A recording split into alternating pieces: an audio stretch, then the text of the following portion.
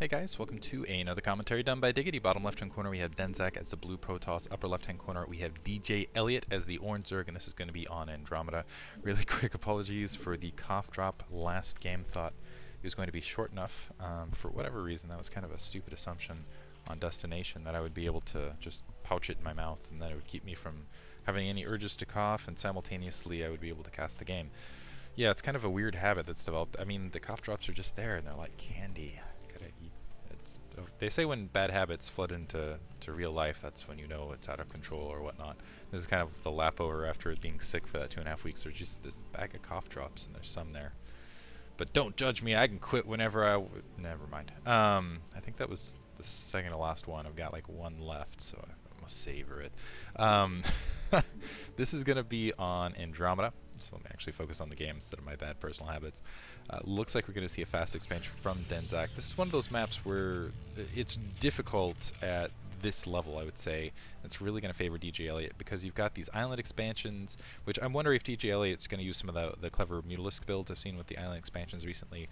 Do a kind of a quick Mutalisk to quick drop, get that island expansion up and running, also work with that mineral only, do some harassment, because it's a very harassable base if you do go that. He could also go just what the build he's been going, which I think is actually what he'll be doing after the first 3 matches, seeing him doing it. Granted, he did have that variation with lurkers, but nevertheless, beyond that, even with 5-hatch lurker out in the field, there's just a lot of territory to cover, which is why 5-hatch Hydra is so powerful, because you can have a lot of units out, and they can cover a lot of territory, and as soon as Protoss attempts to venture out, look at this, aside from the Kakru, look at this huge amount of open field before you can go and try to snag an additional expansion.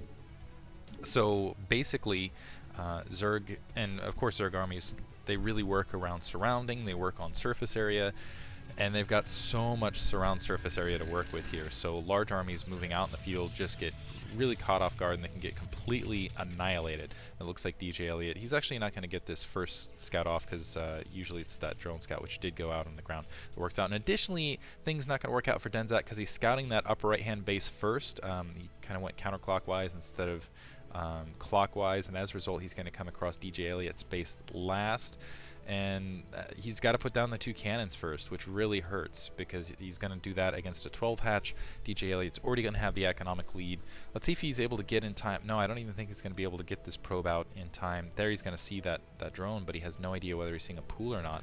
So both cannons going to warp in before he gets a good look in the base. So he's already going to be starting off on a very difficult Protoss versus Zerg map on the wrong foot. There he sees the hatchery, and he's got to be like, crap, dang it. Looks like we have seen a fast expansion from DJ Elliott. Let's see how he decides to play it. Denzak, it's possible he won't go Corsair Reaver, but I still think Corsair Reaver it's one of the best builds for Protoss. Either that, or you got to go some really heavy Storm drop or DT drop harass.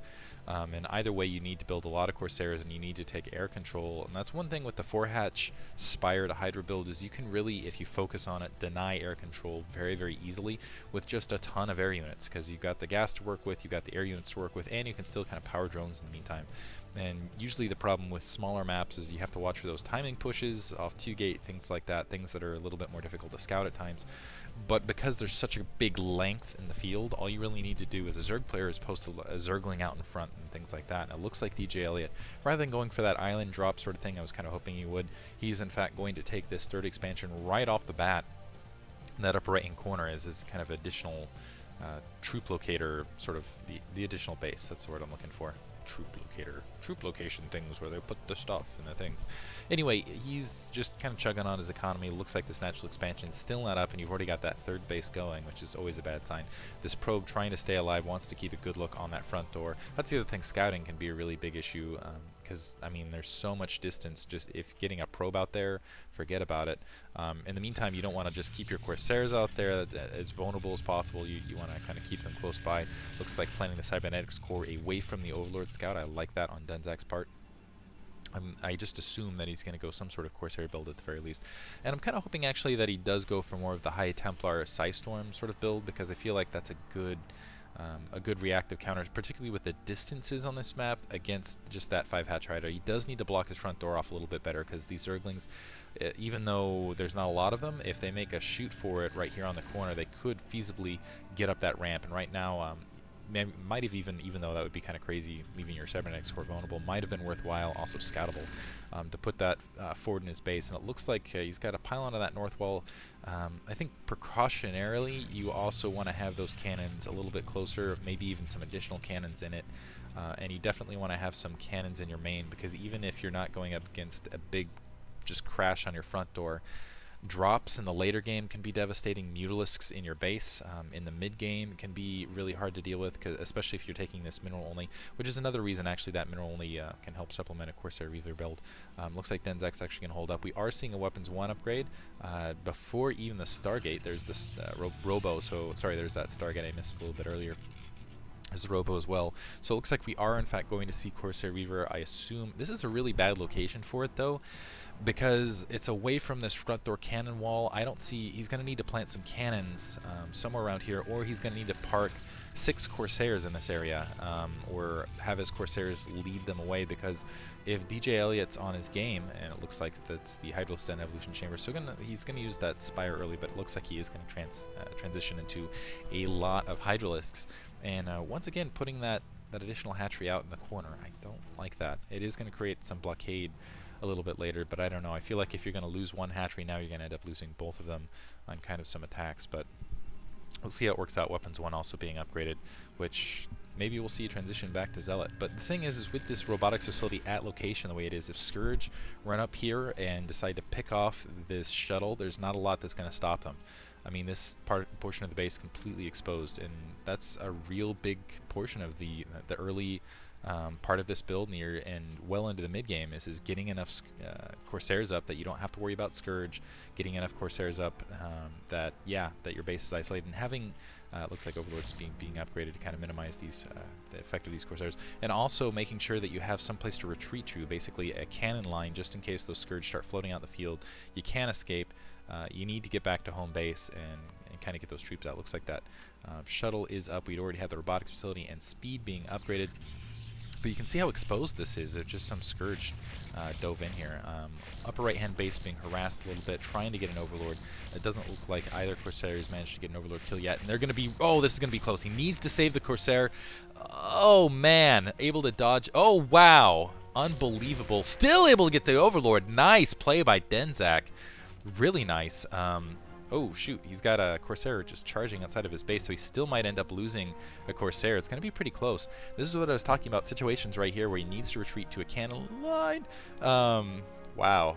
Corsair's like, hey, what's up? And it's trailing. These Scourge still might get a kill if DJ Elliott plays a little heads up and can cycle back around to get the hit. Let's see if he backs up with the Scourge. Okay. Wow. Denzak maybe even getting a little bit lucky right there.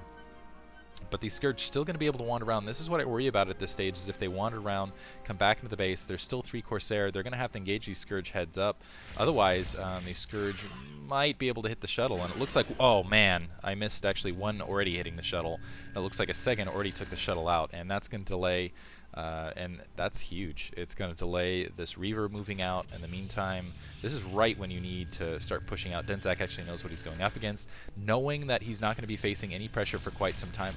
Oh, loses a Corsair right there. Things not going well already in this build.